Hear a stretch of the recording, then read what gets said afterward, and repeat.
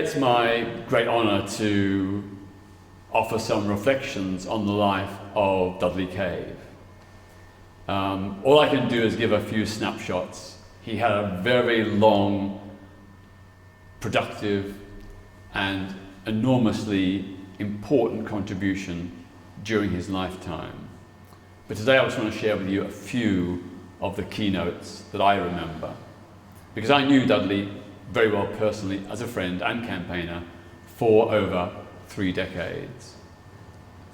One of the things, of course, he was best known for here was his role with Reverend Keith Gilley in establishing Intergroup. The Intergroup, this is back in the 1970s, was bringing together LGBT plus and straight Unitarians and the wider local LGBT plus community to promote understanding and acceptance. Now that may seem very easy today, but back then it was a much more challenging thing to do. Given the prevailing social attitudes, given the continued criminalization of same-sex relations after 1967, because that was just a very limited, partial decriminalization. So that group was really important in fostering a dialogue, a conversation, an understanding, a coming together, which of course is the way in which social change happens. You know, people come together, they exchange ideas, we put intolerant ideas under scrutiny, we challenge ignorance, and through that we change hearts and minds. So the Intergroup was very, very important and very pioneering, because I think it was one of the first such groups set up by any organisation in the country. So again, my tribute and appreciation to the Unitarians here in Golders Green who began that process. One of Dudley's great achievements, together with fellow Unitarians here, was the creation of the Gay Bereavement Project. This was definitely the first such organisation in Britain, and I actually think the first in the world to give comfort and support to survivors of same-sex relationships. There were mainstream organisations. Their record was very patchy, often not very good at all, but for a person in a same-sex relationship who perhaps lived and shared their life together for 20, 30, 50 years, to lose their partner and have no anchor of support, that was a devastating double blow. So the Gay Bereavement Project was really, really significant. And I personally know many survivors of same-sex relationships who went to that project and who got support. And some of them say, it saved my life. I was suicidal. I was suffering from extreme depression and anxiety after the loss of my partner. I didn't know where to go. I had no one to give me support. I'd been cut off by my family, but the Gay Bereavement Project helped me. They counselled me, supported me. They got me through that terrible time of loss and grief. So that is a really, really important, significant thing that Dudley and the wider Unitarian congregation here in Golders Green contributed. As I think you know, I'm sure that from the early 1970s onwards, Dudley was assistant here at Unitarian Place with the Reverend Keith Gilley. They worked together and they did, among other things, bless same-sex unions. This was back in the 1970s, when there was no legal recognition of same-sex relationships, no formal blessing of any kind, no affirmation of any kind. The Unitarians here in Golders Green were some of the first in the country to give those blessings. And for same-sex couples who were so vilified at that period, so cast out, to have that blessing was really, really important. Again, I know people who came here and got the blessing, and for them it meant so, so much. for them to have that blessing with their friends and families, that was a real game changer in terms of their sense of self-worth, in terms of the sense of their well-being. So those early blessings by Reverend Keith Gilley and Dudley Cave really made a difference to many people's lives. It was, as I said, it was groundbreaking. No one else, as far as I know, was doing it in that period. Dudley was, of course, very well known for his advocacy and campaigning on LGBT+ equality and human rights. But he was also concerned about many other social issues as well. And he was also a campaigner for peace and reconciliation between former British prisoners of war and their Japanese captors. I think you probably all know that Dudley was in the armed forces and was stationed in Singapore when it was captured and fell to the Japanese. And he was initially interned in Shanghai prison in Singapore, and then with others transferred to work on the Thai-Burma Railway, the Railway of Death, by the bridge on the River Kwai. I remember talking to Dudley about this experience, and he said, you know, there were many occasions when he thought he wouldn't make it. They were worked so hard, such long hours, so little food, and such brutal punishments for the most minor infractions. And, of course, many of Dudley's fellow soldiers working on that railway did not survive, including one fellow gay soldier that Dudley was close to, who died and is buried near the bridge on the River Kwai. He also told me that during wartime he was shocked, surprised and pleased that the homophobia of mainstream Britain that he left behind was hardly apparent during the war. People didn't really care whether you were gay, straight or bisexual. What they cared was, were you a good comrade? Were you doing your bit to help us defeat Japanese fascism and militarism? So he told me many stories of gay sexual encounters during the war, where it was pretty much known, but both fellow soldiers and officers looked the other way. They didn't really care. We were faced with a national emergency to defeat an imperialist Japanese regime, and that's all that mattered. Having said that, Dudley also recalled that he was so malnourished that he hardly had any libido or sex drive. He just, A, he wasn't interested, and B, even if he was, he just couldn't, because he was so malnourished. And that was pretty much the case for most of the men. After, I think, about 6 months, Dudley became very ill, and I don't quite know how, and he doesn't quite know how, but he was sent back, rather than being worked to death and dying, he was sent back to Shanghai prison in Singapore. And it was there, on a smuggled little radio, that they learned about the dropping of the atomic bombs on Nagasaki and Hiroshima. And Dudley confessed to me, he said he had very mixed emotions.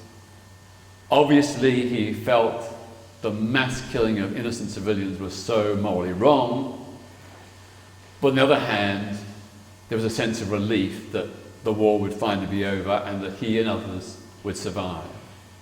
And that if the war had continued, given the poor rations in Shanghai, and indeed the wider abuse of prisoners held by the Japanese, that he and others would not have survived. So although he was against the bomb, he could also see that it actually did, in some ways, save many lives.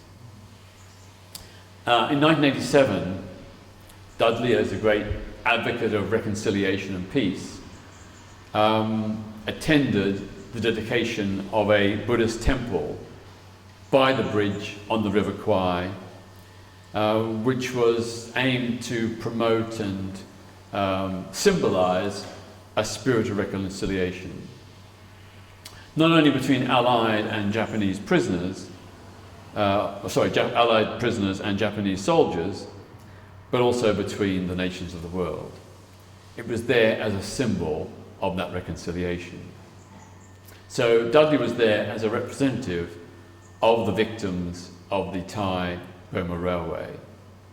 And when he spoke at, I think it was a dinner he attended, he spoke about the importance of acknowledging what had gone on, realizing the gravity, the horror of what was done, but in order to draw a line under it and to move on in a spirit of reconciliation and healing.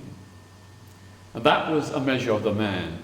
He personally suffered very greatly, but despite his own suffering, was willing to forgive and reconcile.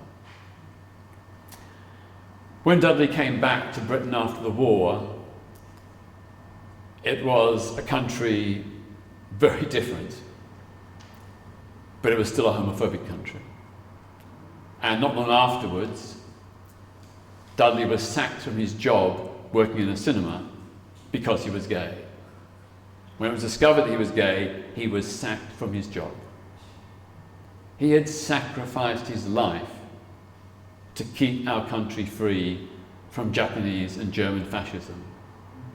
Yet, in the eyes of society, he was unfit to hold a job and was given the boot out the door.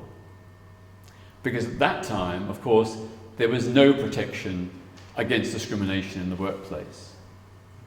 That only came in 2008. It wasn't until 2008 that LGBT plus people in Britain were protected against discrimination in employment. So 63 years after the war, finally that protection was legislated. Dudley also, of course, wanted to keep alive the contribution that he and other LGBT plus service personnel and civilians made during the war. So in the 1980s and 1990s, the LGBT plus direct action group Outrage organised annual Queer Remembrance Day celebrations. These took place just after the main ceremony on Remembrance Day at the Cenotaph in Whitehall. These were necessary because at that time, neither the government, nor the Royal British Legion, nor the armed forces would acknowledge or accept that any LGBT plus people had ever served in the armed forces. They completely erased that from history and from the Remembrance Day ceremonies. So that's why we held our Queer Remembrance Day ceremonies in the 1980s and 1990s. We, in great dignity, marched to the Cenotaph in silence and laid a pink triangle wreath. Up until 1985, up until VE Day 1985, all those wreaths were removed and destroyed by the Royal British Legion and the Ministry of Defence. Every single one. Because they did not recognise that LGBT plus people had served in the armed forces, let alone that we had suffered, and let alone that we had been targeted for extermination by the Nazis in concentration camps. So the pink triangle wreath was a memorial to the pink triangle that LGBT plus prisoners were forced to wear in Nazi concentration camps. We turned it from a symbol of oppression into a symbol of pride, celebration and defiance. And Dudley was there, I remember him laying one of those wreaths one year, and tears were in his eyes. Obviously, came back to him what he and his fellow soldiers had endured on that railway on the Thai border. It's also the case that there was a number of attempts by LGBT plus service personnel to march in the official Remembrance Day march past as LGBT plus personnel, in the same way that Sikh or Afro-Caribbean contingents were allowed to march. But that was refused by the Royal British Legion, the government, and in particular the Ministry of Defence. Dudley wrote, I can't remember exactly when it was, but he wrote to the Royal British Legion about all these issues and received a reply from Group Captain Mountford on behalf of the Royal British Legion, and it read, and I quote, "Our members are encouraged to follow their conscience on moral issues. It is only a few liberals in all walks of life who attempt to weaken our society by insisting that these unfortunate individuals should be accepted by the community. If they wish to follow a lifestyle which is repugnant to many people, they must not complain because they are ostracized." This was an official letter from the Royal British Legion. I and others have been trying for many years to get the Royal British Legion to apologise. It was only 2 years ago that they finally said sorry. Only 2 years ago. All the other letters we wrote were just chucked in the bin. They didn't even give us a reply. Or if they did give us a reply, they just said, "Your comments have been noted." I mean, so insulting. So insulting. So I just perhaps finish by just returning to what has been mentioned about Dudley and his partner Bernard Williams. They lived together as a couple and were welcomed as a couple, both at the Anglican Church where Bernard was treasurer and here at the Unitarian congregation where Dudley was assistant to the minister. They were ecumenical and interfaith pioneers, not just in their campaigning, but in their personal relationships. So that's just a small snapshot of Dudley's life, and I want to say just how honoured and proud I feel to have known him. He was a great man who did great work. Thank you. Yeah.